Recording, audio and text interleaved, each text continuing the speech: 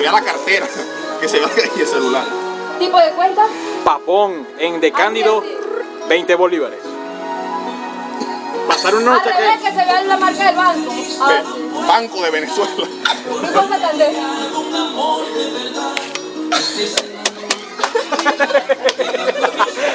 ¿Tipo de cuenta? ¡Meter billete! Marico, el número de cédula, terminado ¡El la número de cédula. cédula! ¡Se va a colgar!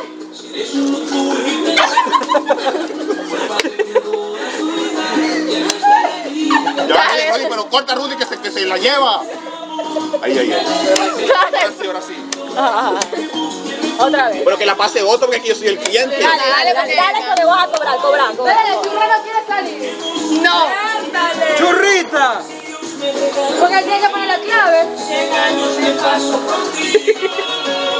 Clave, por favor. ¿Tipo de cuenta primero? ¡Ey, qué es! ¡Monto!